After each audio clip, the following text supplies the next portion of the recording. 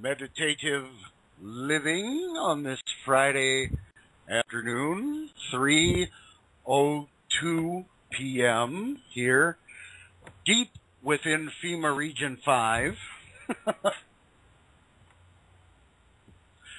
What? I'm watching the chat room here. Oh, okay. All right. All is well. My name is Swami Shivananda Giri. I will be your host for the next hour on the Meditative Living, whether you are live or listening through the archive.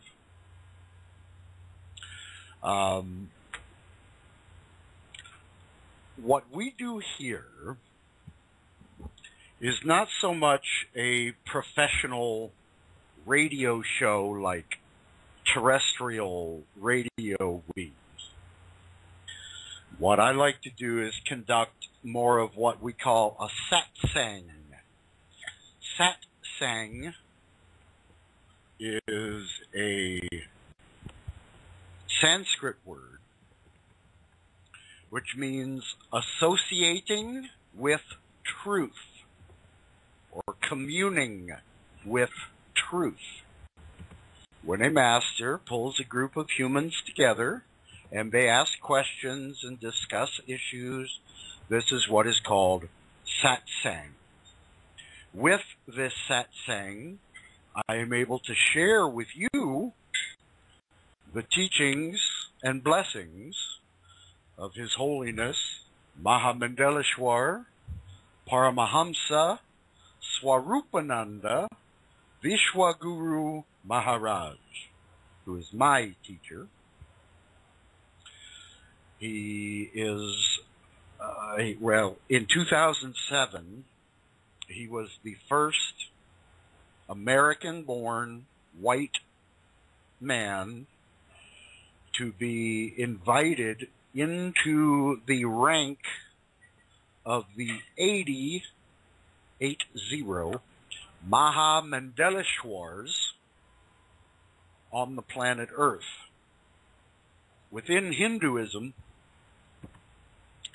the Mahamandeleshwars function somewhat like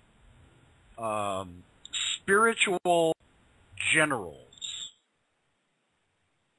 It's kind of how the function for the Mahamandeleshwars breaks down. Like, if you've had any experience in the military, like a general, okay? The general has beneath him colonels, full bird colonels, and light colonels, lieutenant colonels, who carry out the policies and wishes and see that things get done the way the general wants done, okay? That's me. I'm the Swami. So, he sends me out into the interweb nets to talk to you guys and create meditative living and satsang for those who are initiated into our way of practice and understanding of life and reality and divinity and those sorts of things. I'm not looking to convert anyone to anything. What I want is to provide you with concepts, practices if you wish to engage in them, that will help you to see the way things really are, as opposed to the way things appear to be and all the misdirection and manipulation that you are exposed to through various organizations, both political, religious, corporate, all that nonsense. Okay? What we do has been done for many thousands of years. We do it no differently today than it has ever been done. We simply utilize a system, the internet, to our best advantage. Because once upon a time, gurus sat in an ashram and people traveled the world to go see them. So they could ask questions, get initiations, be taught things. But it was all dependent on a lot of traveling. Well, now with the internet, this is not necessary. So I can hang out with anybody from anywhere. And so we simply utilize that. If the great gurus of old would have had the internet, they'd have been using it, no problem. It's just the way we do it. Representing the Western Church of Sanatana Dharma, let me real quick explain what Sanatana Dharma is. The word Sanatana, it looks like it's also, when you read it, you may first say Sanatana. That's fine. I did. But it's pronounced Sanatana. That means eternal. Always. Always has been, always will be exactly the same. Eternal. Dharma. Dharma is a word that has many different meanings dependent upon context in which it is used. For our purposes, it can be either defined in Sanatana Dharma as the eternal way, eternal duty, eternal path, that sort of thing. That's what we're talking about. Because what we teach and what we share has been carrying people to enlightenment and liberation for thousands and thousands of years on this planet and others. So it's a very simple thing, really. It's not hard to do. It doesn't cost you anything. It's really just very, very simple. Once you find somebody who knows what they're talking about and is authorized to do these things, which that happens to be my role. Today, I would like to simply do Q&A, just questions and answers today. So if you have a comment, question, complaint, or idea you would like to bring up for discussion or ask about, please do so. Reset, what's the phone number? I don't have it on my screen right now. Yeah, it's 347-996-5515. Once again? 347-996-5515. All right. That's the number to call. Have we got anyone on the line at the moment? Not on BTR, but we've got a couple people on the Skype line. Is there another human for me to talk to? That's really all I want to know. Okay. Well, Michael, I think Michael had something he was going to talk about. That'll be great. There, Michael? Namaste. Namaste, Shri Satnam Ji. Very good. Okay, well, And what question do you have for us? Be advised early on, I may have to ask you to repeat what you said because I'm having some difficulty in hearing you. It's just the connection. So, be advised. Okay, shoot. Okay, I was wondering if you could tell me more about the meaning of the number 108, because it just keeps showing up everywhere, and I've gotten curious about it. Wow. Okay.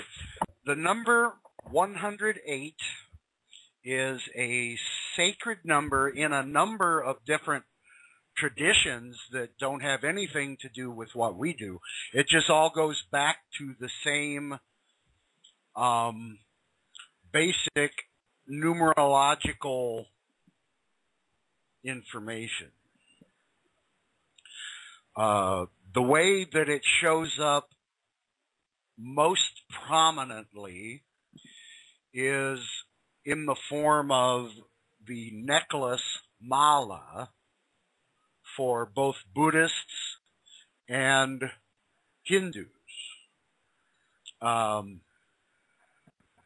the necklace mala, there are 109 beads. There's what's called a meru bead or a guru bead, and then there's the 108 that make up the mala.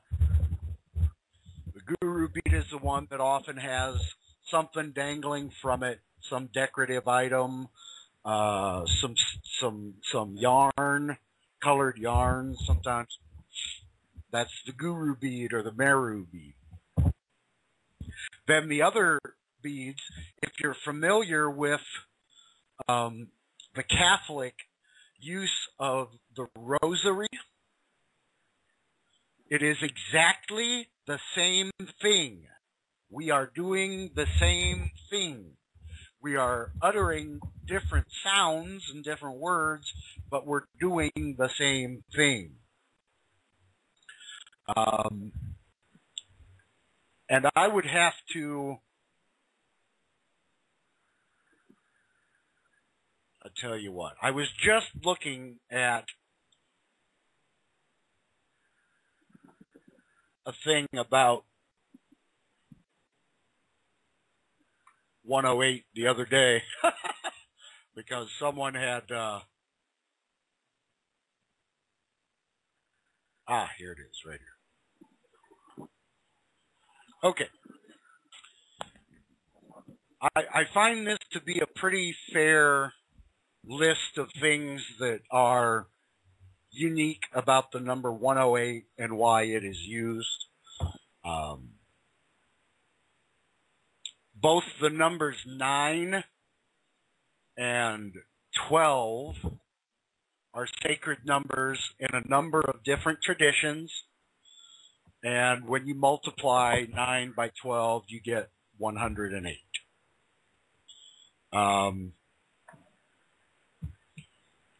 Also, 1 to the first power is 1. 2 to the second power is 4. And 3 to the third power is 27. When you multiply 1 times 4 times 27, representing the first 3 numbers, and them by their own power, that all totals out to 108.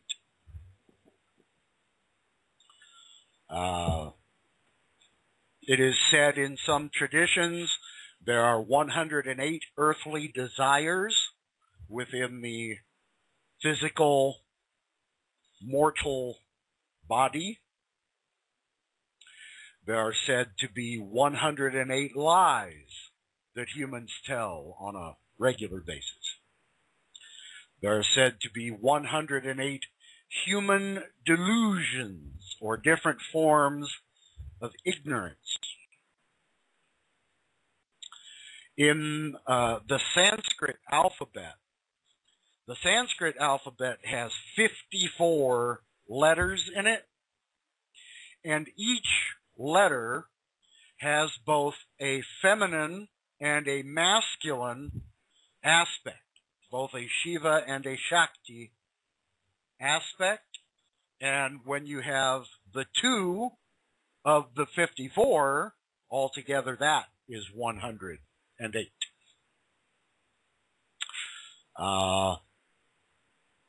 Also, the heart chakra.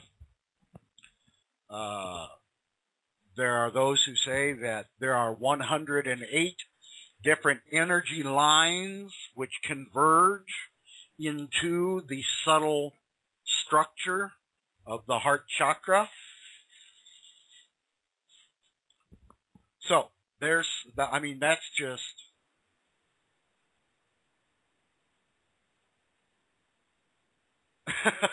in astrology. Okay, we can look in that direction. They have 12 houses, right?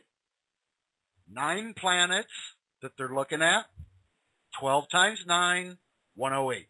Again, a lot of this where it's just a mathematical constant.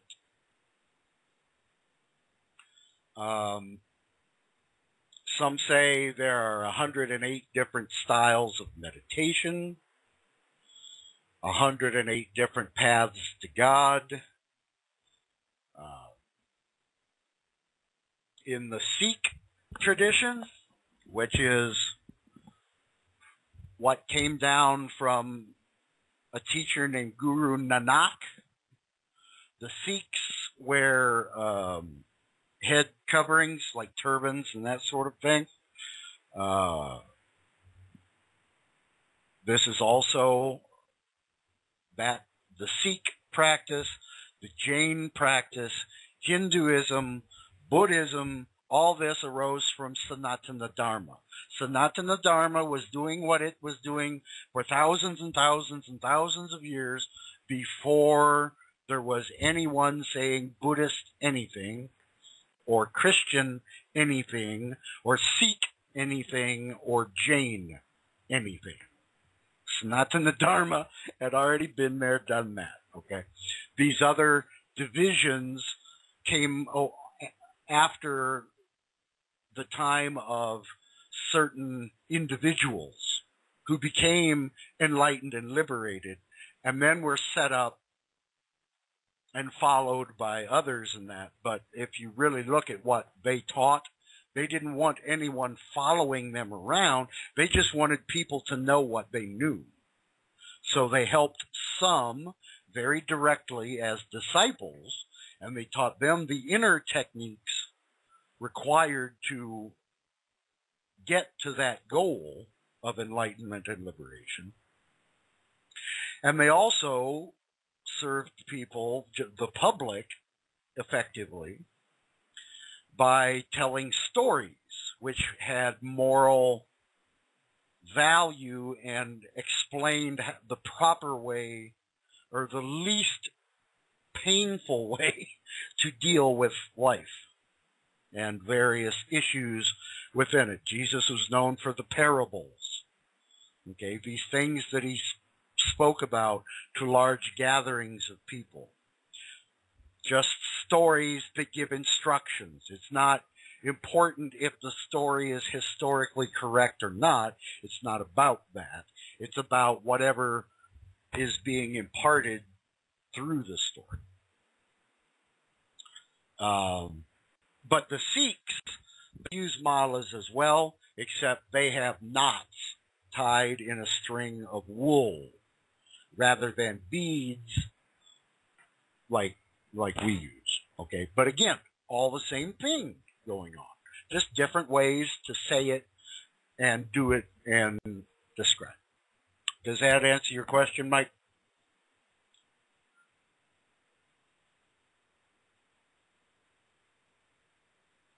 Thank you very much. I'm sorry? I said yes, thank you very, very much. Oh, you're welcome. Got something else?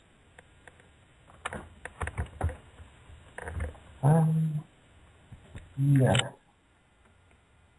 As I was listening to the Guru Gita, Okay. they don't really understand the purpose of the third section, or the last 15 minutes. Especially, I do not understand the meaning of The meaning of what? the portion at the front that says, The I meaning can't understand. where it describes what the meaning where it describes what to sit on and what these things do. I don't understand this portion, what it means at all. I would say not to be concerned about that. What is being covered there is things about, well, first off, Sri Guru Gita is the song of the Guru. What that is, it is a text within our system, for those of you unfamiliar with it.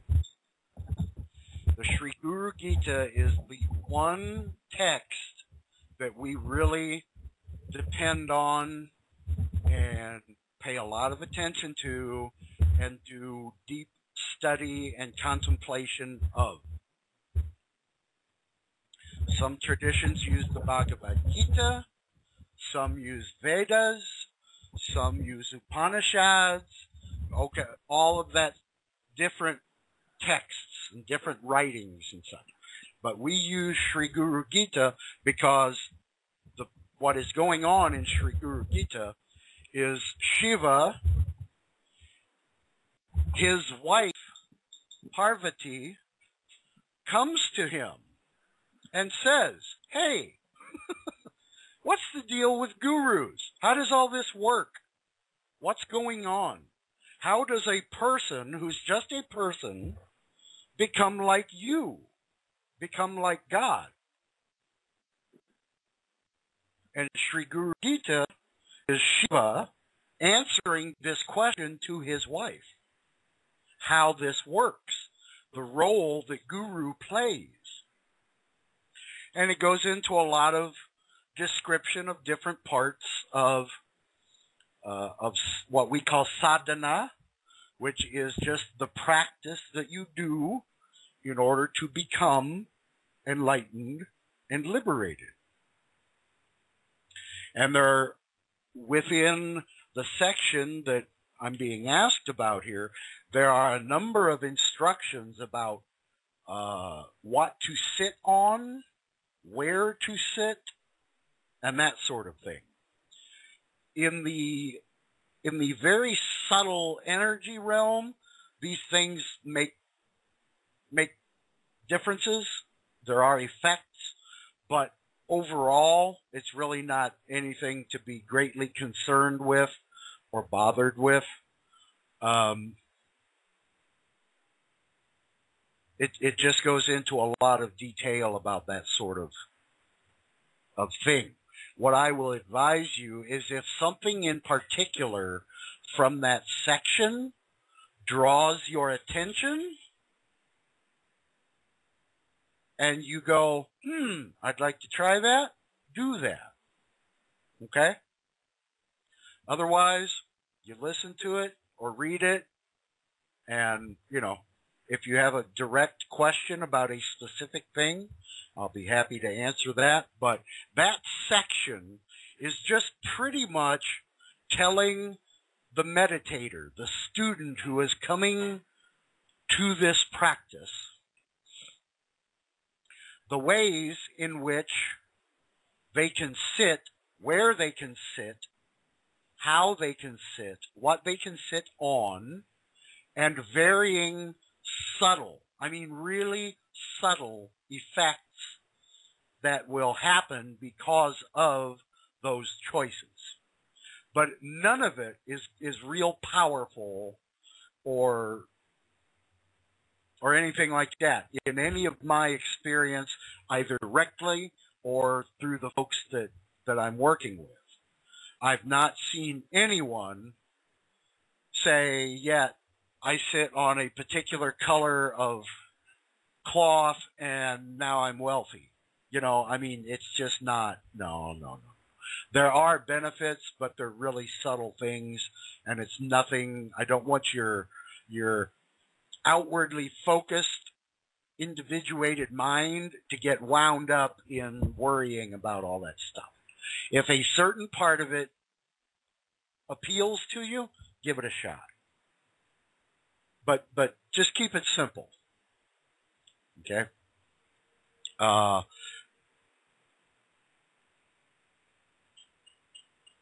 Oops, I'm being... Oh, okay. Michael has written here. Okay, this is a quote from Sri Guru Gita. A seat of stone engenders pain. Well, that's fairly clear. If you sit on a rock, it's going to hurt your ass. That's not going to be comfortable. Nothing can be gained from a seat of wood because there is no effect from that. But a seat of wool grants everything. That is what this Swami is sitting on right now, is wool. Because it does, well, because it was given to me by an initiate, and it is traditional for us to sit on such things when doing satsang and such as that. So if you wish to get what I would recommend, pure white, if you can find it, wool, and sit on that while you do your practice, there will be effects. They will not necessarily be very obvious things, okay? But it is helpful. So I'll give you that. Why was it said that the wood, nothing can be gained? It's because there is no subtle vibrational effect from using the substance of wood or stone. There is in using wool. So, use that. If you can, that's what I use, and anyone attracted to any of the other stuff in there can use whatever they like. Got anything else, Mike?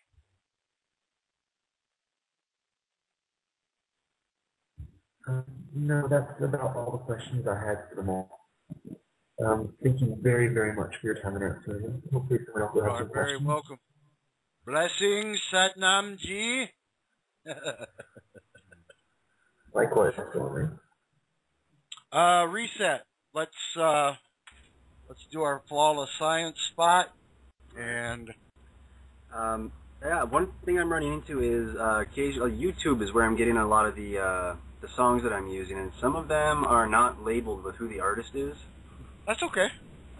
So maybe someone will notice and be able to put that in the chat for us. But yeah, anyway, here we go. Flawless Science believes you deserve the right to have a long and healthy life. You deserve to have toxin-free air and water and foods rich in minerals and nutrients. Factory farming, genetically modified foods, and thousands of environmental contaminants are polluting our world and stripping your right to healthy life away from you. FlawlessScience.com helps you regain these rights. FlawlessScience.com makes natural products and provides the best nutraceutical products to enhance your quality of life, your state of health, and well-being. So whether you're struggling with obesity, diabetes, hypertension, memory loss, allergies, high cholesterol, neuropathy, or to spice things up in the bedroom, FlawlessScience.com is here to help you. FlawlessScience.com ships quickly worldwide in discreet packaging and will never sell your information to anyone for any reason. For all your wellness, weight control, extreme muscle building, and nutraceutical needs, visit FlawlessScience.com today. Welcome back to Meditative Living. We seem to be having some of our usual technical issues.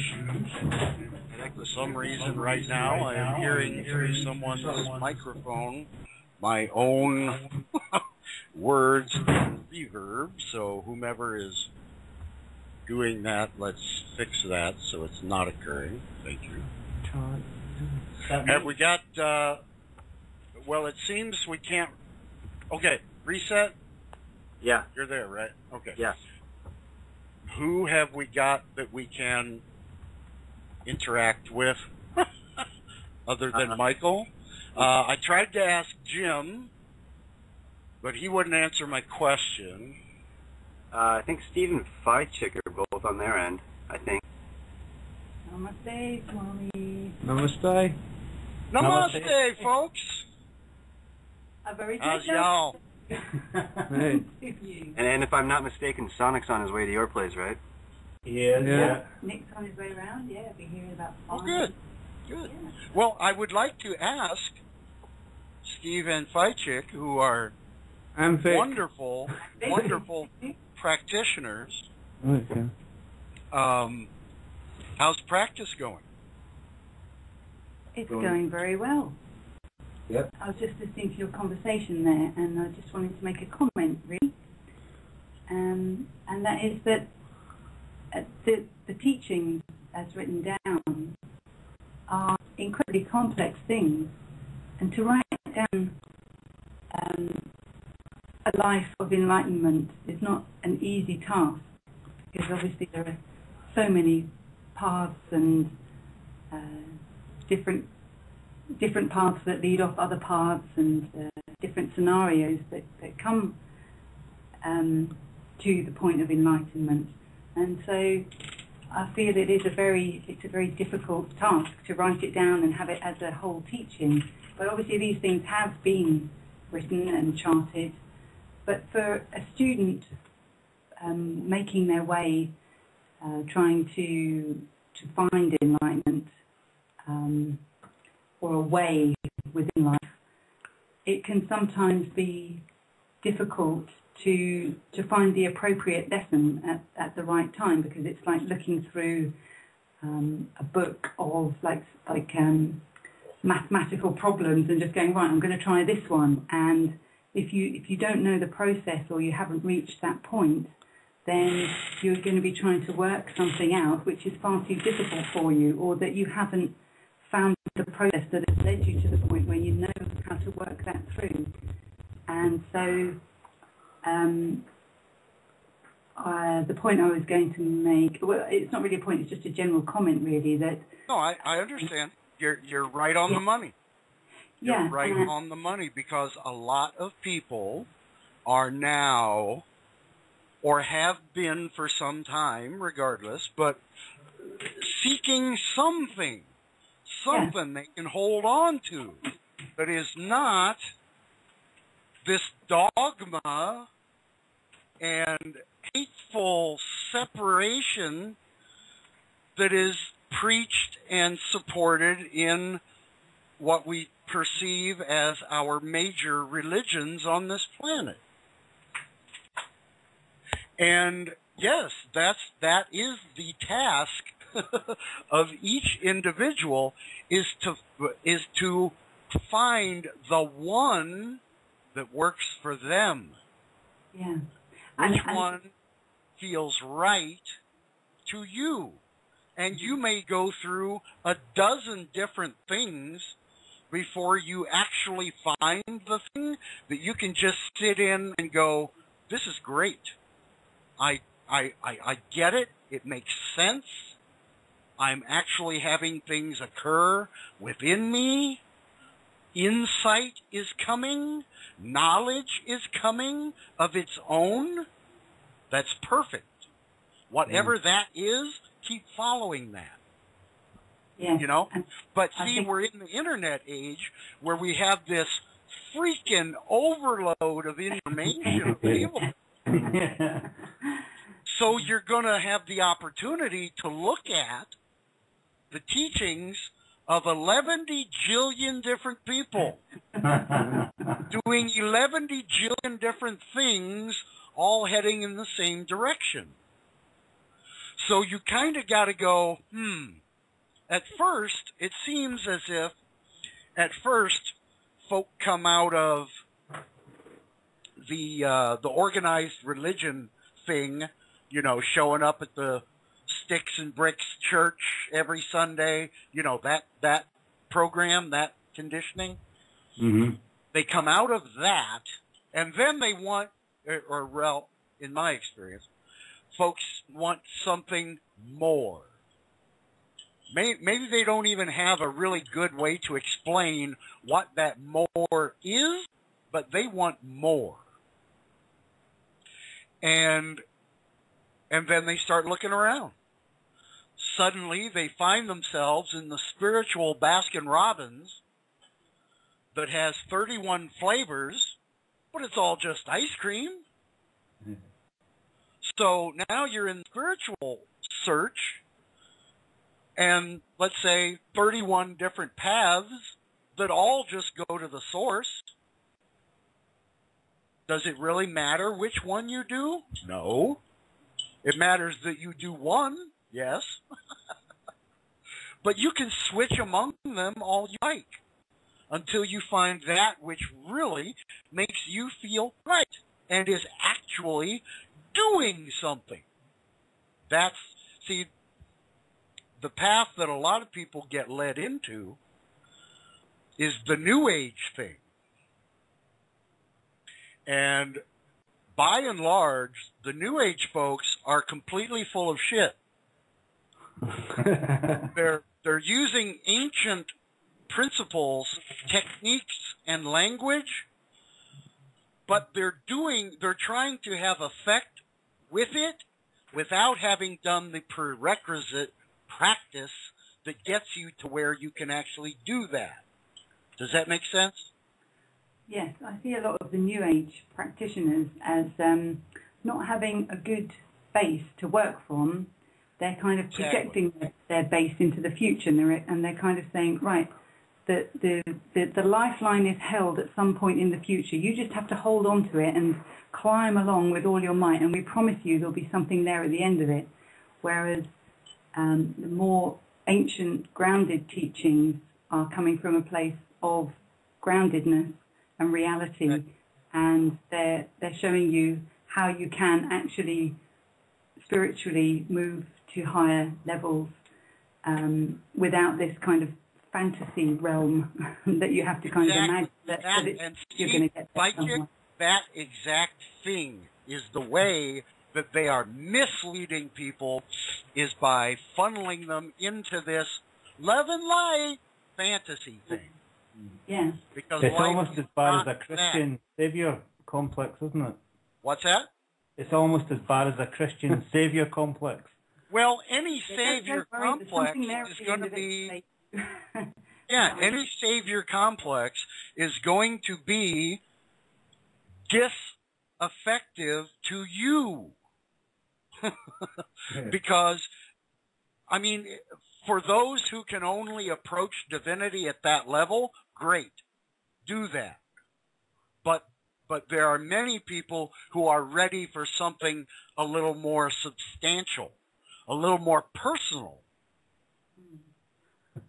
You know, keep in mind that these constructs of religion. Okay, also remember, religion comes from the Latin word religare, which means to bind back. So, in its very name, religion is to bind the practitioner back from the way they would naturally flower if left alone. That's the point of it. That's it, it's holding you back. And to separate humanity one from another through these varying belief systems. But if you really study what those who the belief systems are about are talking about, they're all talking about the same stuff. Sorry, Swami. They just experienced it differently, and they talk about it differently based on the time and place where they are incarnated. Yes. Yeah. We're just apologising because Nick, his Sonic's just arrived very noisily. Namaste. Namaste, Sonic. Thank you very much for recommending me to Heinrich at Rice. It was very kind of you. Excellent. I'd love to hear that one. Yeah, that was great. Yeah. Just to sort of carry on with what we were talking about there, I think that what I was saying before about the teaching being something that can be too advanced for someone or perhaps too simple for someone. You have to be at the right point within the teachings for them to be effective. And that's where the role of the teacher comes in. So, and if you have a good teacher, they will recognize where you're at and be able to point you in the right direction and give you the right challenges for where you're at. Right. Because to be a master, you have to be able to dance at every level. Exactly. Effortlessly. And be able to pick up on where people are, to be able to move them into the teachings at the right level. You know, like a good teacher at school would, you know, exactly not put a very advanced kid in a remedial class. You know, you teach at the level of the students and challenge them at the level. Recognize. You don't see a PhD professor showing up in the 6th grade to teach handwriting. Yeah, that's it, yeah. Well, that's kind of a waste of his time now, isn't it? Or her time, regardless. But also an interesting thing is that our teachers don't necessarily have to be good people like yourself. That, you know, in our lives, we come up into situations, you know, you have children, friends come along, whatever it might be. People will be coming into your life that will act as teachers and move you into certain situations and it's a skill in recognizing, not a skill, but it's just part of life, isn't it? And life's journey. It's discernment. Just to appreciate every situation that comes to you and work with each situation that you come to. And you don't have to be following the Dalai Lama, not that I think he's particularly, you know, someone that I would follow, but you don't have to be seeking out these people and saying, oh, well, I followed this special teacher and then I followed that special teacher and then I did this really special thing and therefore I'm really on the road to enlightenment, or, you know, I'm a really enlightened person because I've done all these things. It doesn't really work like that, because you can follow as many teachers as you like and still not really be as au fait with the ways of life and the way to lead life and go about life as just someone who has worked on a farm all their life or something like that. Right. See, all that you were speaking of, that point of view you were speaking of, is all intellectual. Yes, and ego-driven. It is all intellectual and individuated, and it tends to cause difficulties that don't need to be there. Yeah. This is where the NWO folks and those of the archonic nature get lost. Because in the process of waking up, there comes a point where powers happen. Yeah. Those with a very good teacher will have that teacher kicking their ass if they try to play with this stuff and do things. This is very traditional in these advanced systems, because these powers, abilities, siddhis is what they're referred to as in Sanskrit, all of them do occur, but only for a limited amount of time. And some of them, if you start chasing that, you begin investing your time in something that has the potential of negatively impacting your karma, because you can get very strong with some of these abilities, and if you are practicing them for your own ego, it will cause you to fall. And you will lose the understanding you gained because you're chasing this power and its influence over others. The correct way to observe these powers is to simply let them occur whenever they occur, without thinking about them at all. All of a sudden, something, what we may refer to as synchromystical, may occur around you. Great. We always have to be open to that. Well, you can't be closed to it. But you may not recognize it's going to happen no matter what. What you can be in control of is whether you pick that up and decide, I'm going to chase after this now.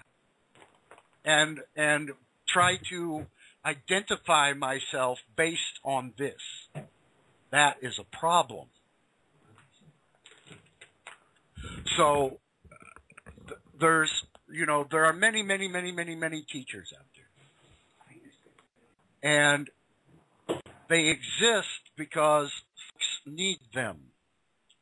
The good ones will do what the good ones do, and the others will do what they do. All of it needs to be done. It's okay. Don't go. Okay, I had a bad guru. My first guru, I wanted a guru. I read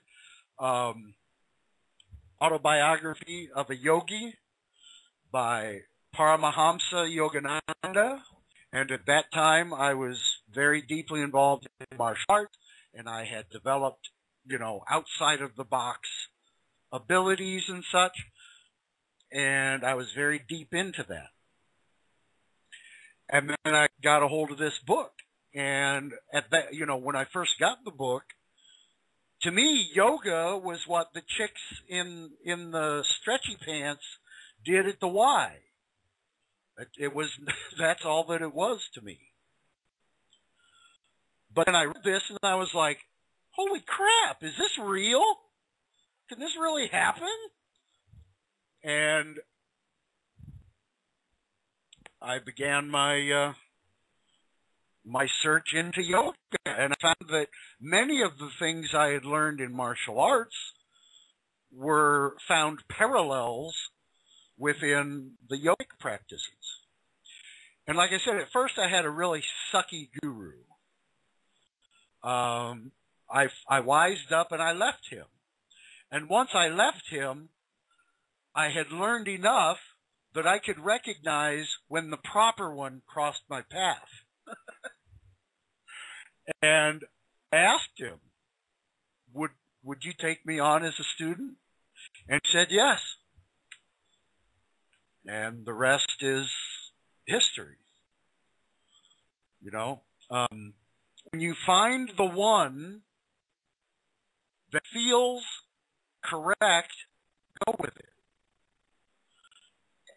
And I will also tell you, sometimes when you meet the one that is correct, there will be feelings of rejection towards that one, because that one will push your buttons. And they're not doing it to hurt you. They're doing it to let you know where your buttons are, so you can then observe your mind processes and see when your mind starts to go in the direction that's going to make that an issue. And through the practice of meditation and such, you learn to observe the functioning of your own mind. So you can then begin to control it and influence it. And you're not just being drug along from dawn to dark by your thought processes as a victim, which is the way most of humanity functions. So it's a difficult spot to be in, because one wants the best teacher they can get. Always. Everybody believes they deserve the highest master there is. Well, they may not be ready for that yet. You know? But when a high master is available, and if you can feel that about that person, ask. Because their natural response is going to be to help. This is what they do. That was the whole reason that they learned what they learned. It's not a big deal to them anymore. They already know. So that's the way the process has worked for me. And it's worked that way for others that I'm working with now. That's it. Sometimes the teacher comes along and people reject the teacher because it's not what they expected. Oh no, a lot of people think that the guru is supposed to be all soft and fuzzy and lovey-dovey. No. That's what you get there. I guarantee you. We've got 10-second countdown. Swami, good speaking to you this evening. Namaste, Swami. Namaste all. I leave you with great love and great respect. Meditate, do japa,